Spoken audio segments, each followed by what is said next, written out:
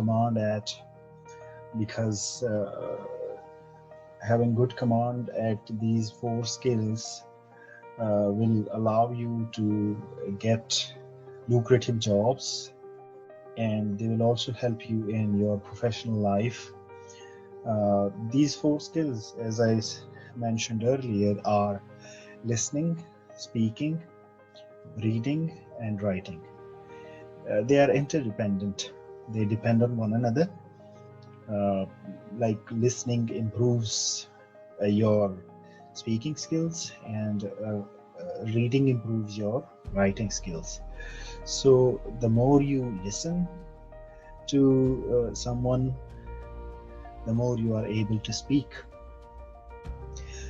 Same is the case with reading as well. The more you read texts, the more you are able to write. So these 4 skills require constant practice. It's a lifelong activity.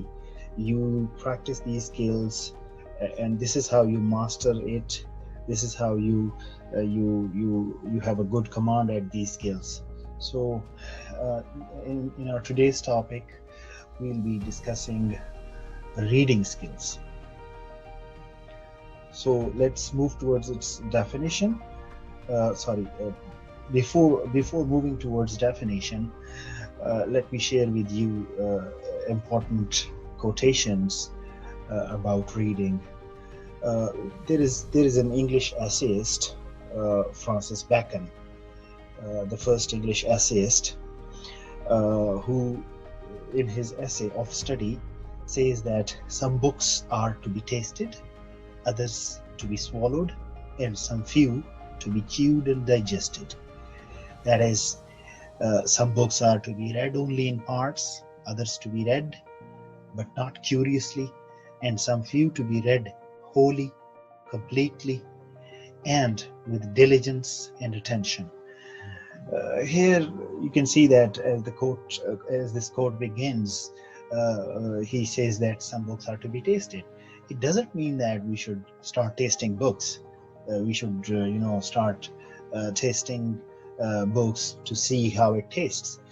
It means that we should read some of the books, and there are certain books that requires to be swallowed, and there are a few books which needs to be chewed and then digested as well. So he's actually metaphorically saying this thing, that some books are to be read only in parts, others to be read but not curiously, and some of the books needs to be read wholly and completely and with diligence and attention. Then again, there is another quote as well: read the lines, read between the lines, read beyond the lines. These are 3 different strategies of reading a text. Sometimes we just read the lines in order to get the overall meaning, and sometimes we read between the lines. Here I mean to say that we try to derive the implicit meaning, the implied meaning that is stated within the text, that is not clearly stated. Writers usually write or discuss something in their writings which are not, you can say, which are not carrying any implicit meaning, which are not, you can say, explicitly stated or clearly stated. And sometimes we read beyond the lines. Here you can say that we read the text, and after that we start interpreting it. We go beyond the given meanings. We try to critically think over it in order to get the meaning, in order to understand the text. So this is something that I wanted to share with you regarding reading. Now we move on towards its definition. What is a reading skill? A reading skill is the ability of an individual to read, comprehend, and interpret written words on a page of an article or any other reading material. So here you can see that it is an ability of an individual. It is not something that one one is born with. You acquire this skill by practicing it, by reading more and more, and this is how you perfect this skill. So you can see that there are three basic things that have been underlined here in this definition. The first one is the ability of an individual to read, and the second one is to comprehend, to understand, to perceive, to understand the meaning, and the third one is to interpret the written words. So interpreting here actually means to match it with to match the written text with the already existing knowledge that we have, the knowledge that we have acquired since our childhood, since our schooling began.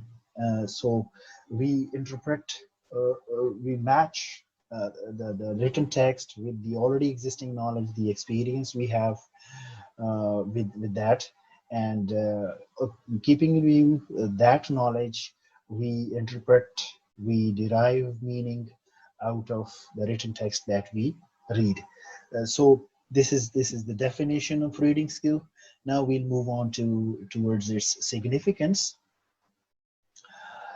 Now, as far as its significance, its importance is concerned, reading skill is very much helpful in your professional life. It is often, demanded by employees, by employers. If you take, for example, advertisements of news, you will come across this type of quality that is mentioned in advertisements as well, that you are required to have these 4 different skills that I mentioned earlier, and one of them is reading. So the possession of a good reading skill will enable the individual to be able to assimilate a written work within a short period while reading. If you are good at reading, so it will help you to assimilate, to understand, to comprehend, and to interpret the written work within a short period of time. And if an individual wants to develop a reading skill, so it's a lifelong practice, it's a lifelong activity, it requires a lot of time. You have to give a lot of time to this activity, this skill, in order to improve it and to enhance it. Mastering the reading skill requires huge efforts. You will have to work a lot. You will have to practice it daily by reading different types of texts and keeping in view other important elements of reading, like understanding the text, interpreting the text, and critically evaluating the text so as to get the gist, the entire meaning of the written text. And while reading at any given time, the individual is expected to also think critically on the particular topic or subject to understand the point of the writer. So it is important to mention here that to understand the point of view of the point of view of the writer, one should also think critically. One should also go beyond the lines, read beyond the lines to evaluate the text, to derive the hidden meaning out of it.